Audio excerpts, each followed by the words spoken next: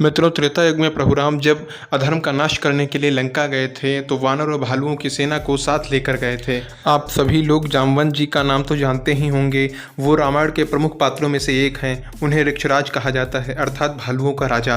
रावण के विरुद्ध युद्ध में भालुओं की सेना का नेतृत्व उन्होंने ही किया था।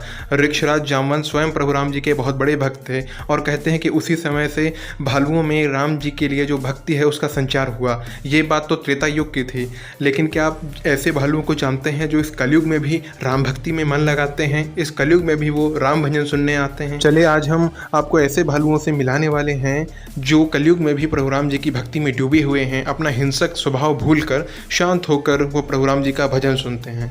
मित्रों, मध्य प्रदेश का शहडोल जिला जो कि छत्तीसगढ़ की सीमा से लगा हुआ है, इस जिले में जैतपुर वन क्षेत्र के अंतर्गत राजमाड़ा नामक स्थान में घने जंगलों के बीच कुटिया बनाकर एक साधु महात्मा रहते हैं। इन्हीं साधु के भजन की जो ध्वनि है उसी से आकर्षित होकर भालू वहां आते हैं और ये सभी भालू भजन के दौरान एकदम शांति से बैठे रहते हैं। भजन पूरा होने पर प्रसाद लेते हैं और फिर वापस जंगलों में चले जाते हैं।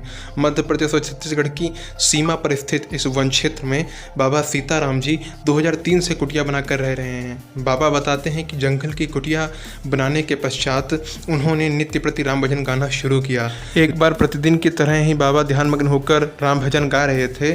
उन्होंने देखा कि दो भालू उनके पास आकर बैठ गए हैं। वो बिल्कुल शांत होकर भजन सुन रहे थे।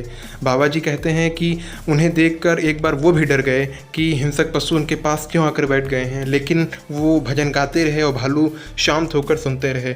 इसके बाद बाबा ने उन्हें खाने के लिए प्रसाद दिया और प्रसाद खाकर भालू वापस जंगल में चले गए। बाबा सीताराम बताते हैं कि उस दिन से लगातार भालू उनका भजन सुनने के लिए आते हैं और प्रसाद पाकर वापस चले जाते हैं। आज तक भालू ने कभी किसी को ज़रा सा भी नुकसान नहीं पहुंचाया है। अब तो भालुओं से बाबा जी की निकटता इतनी ज़्यादा हो चुकी है कि उन्होंने भालुओं को नाम लेकर पुकारना शुरू कर दिया है।